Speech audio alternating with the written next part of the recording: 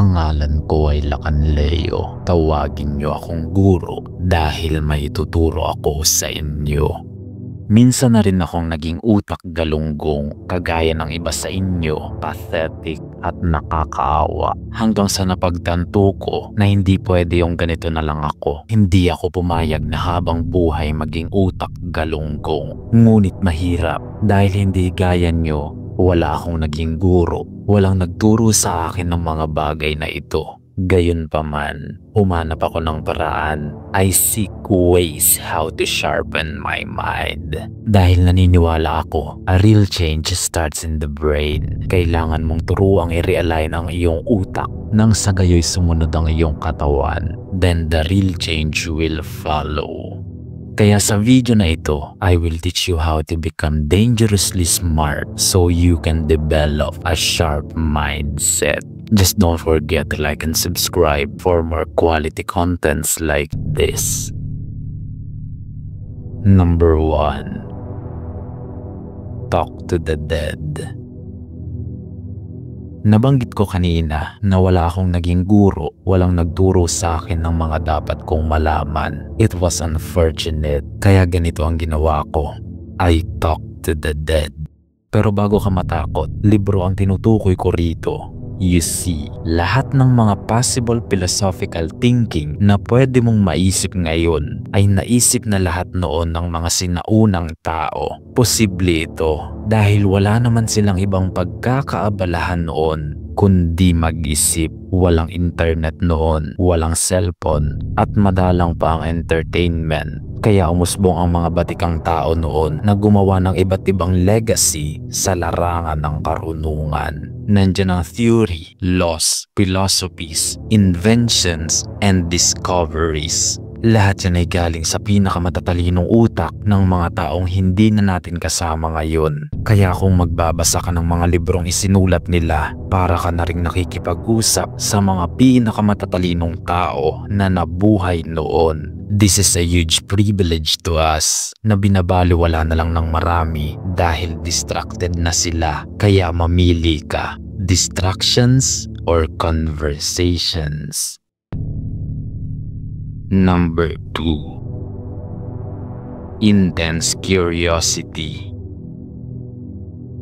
Ang matalinong tao, hindi naman yan matalino na agad. Walang pinanganak na paglabas pa lang, marunong na agad ng algebra. Walang ganyan. Lahat tayo rito ay isinilang na mangmang. Ngunit nagkakaiba-iba tayo ng talino depende sa level of curiosity natin. May mga tao na hindi titigil hanggang sa maunawaan nila ang isang bagay. Sila yung may chance na mas gumaling sa iyo pagdating sa intelektual na kakayahan. You see, karunungan ang pagkain ng utak, and without curiosity, your brain will shrink because of starvation. Dahil sa curiosity, kaya tayo mas tumatalino. Mas marami tayong naiintindihan kasi gigil tayong maunawaan ang mga bagay-bagay. And that is called intense curiosity. It's a good thing dahil yan din ang gamit ng mga batikang inventor noon. Pero ingat ka lang, may hangganan ito. Baka sa sobrang curious mo, ikapahamak mo pa yan. Ilugar mo lang. Curiosity kills the cat.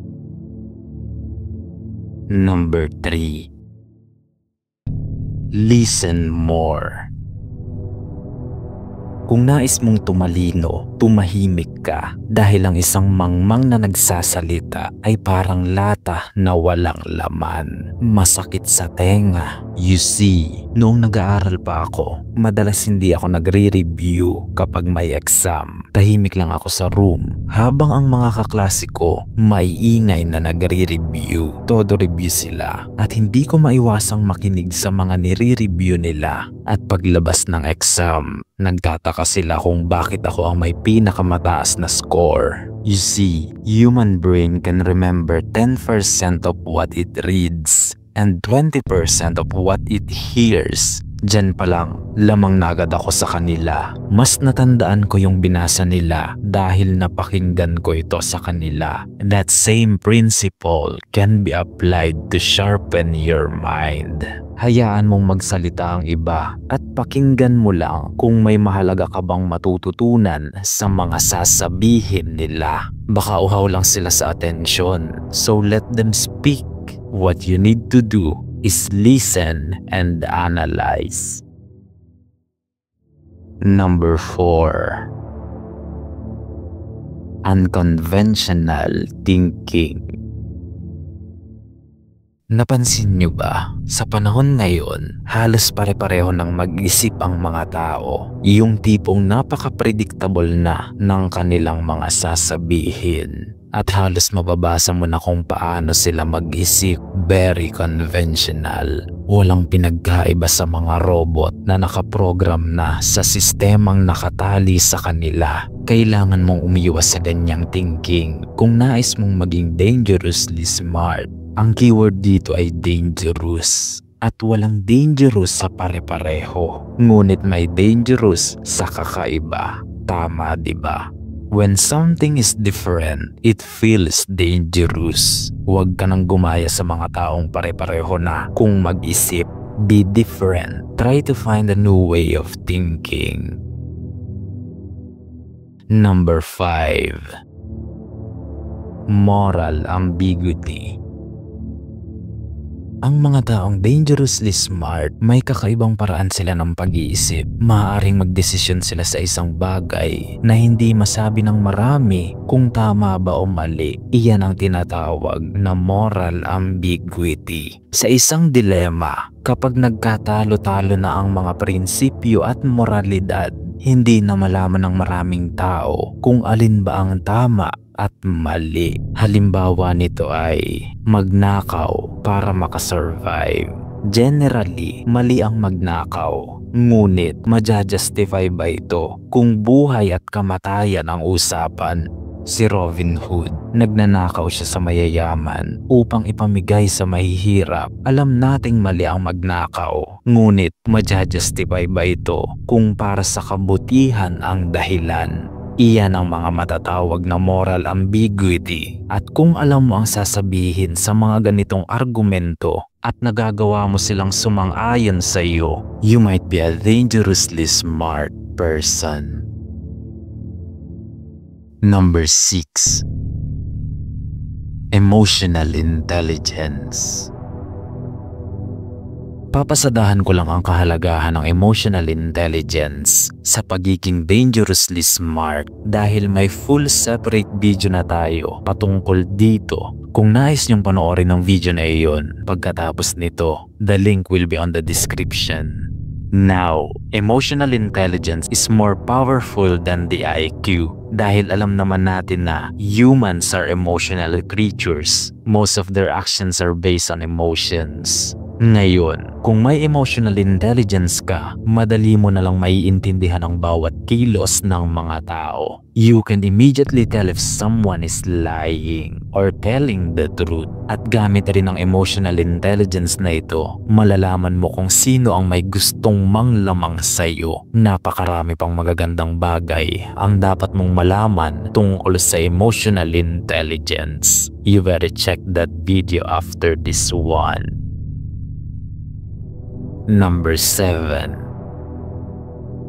Isolation.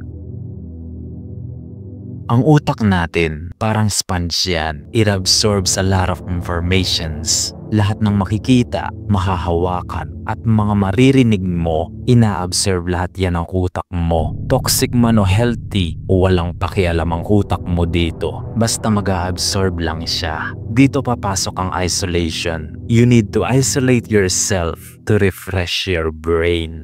Walang kapaguran ng utak natin. Kahit tulog, hindi ito nagpapahinga. You need to relax your brain from time to time. Isolate yourself. Maingay ang paligid, magulo, at nakakasulaso. Ang bilis na ng mundo at napakaraming nangyayari. Too much is enough for your brain. Isolate from the crowd. Umanap ka ng lugar na tahimik. You can practice meditation and breathing therapy. Disconnect from the busy world. Ganito ang ginagawa ko to detoxify my brain mula sa ingay ng mundo, at sa ganitong paraan, I can think clear because my thoughts are calm. Number 8. Charisma.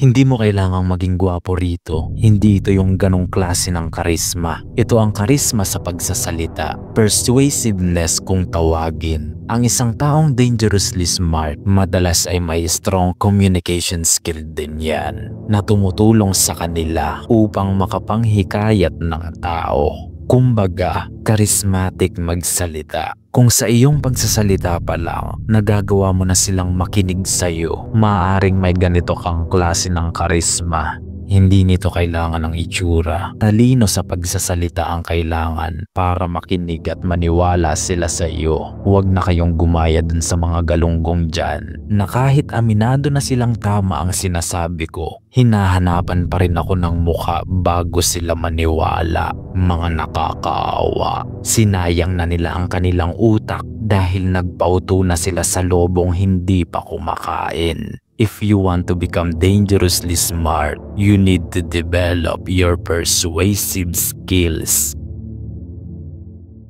Number 9. Ask questions. High school pa lang ako nang malaman ko ito sa teacher ko. Sabi niya, ang taong matalino ay nagtatanong. Kaya tinanong ko siya, bakit? Bakit naging matalino ito? Gayong hindi nga niya alam ang sagot, kaya siya nagtatanong. You see, sa kultura ng mga Pinoy, parang isang kahihiyan ang magtanong dahil tila ba'y lumiliit ang tingin nila sa iyo dahil nagtanong ka sa bagay na hindi mo alam. Shaming. Ngunit, huwag niyong pansinin yan. Ang totoo, sa pagtatanong tayo mas natututo bilang lalaki at bilang inyong gurong tagapayo. Hindi ako humahanga sa sagot na mayroon ka. Bagkus, mas mapapahanga mo ako sa klase ng tanong na mayroon ka. I don't judge people based on their answers. I judge them based on their questions. Kung ang tanong mo ay nakakaintriga at kailangan ng malalim na kaisipan, ibig sabihin may kakaiba kang talino. You might be dangerously smart, kaya mo na itanong yun. Kaya sa mga magtatanong sa akin dyan sa comment section, I only entertain interestingly intelligent questions. Ginagawan ko pa ito ng video minsan. Kaya tandaan nyo ang lahat ng yan at gawin nyo lahat ng yan. We are men. We have no choice but to be smarter and stronger. Don't forget to like and subscribe for more quality contents like this. Umunawa ang may pandinig. Hanggang sa muli, mga tapat kong kawal.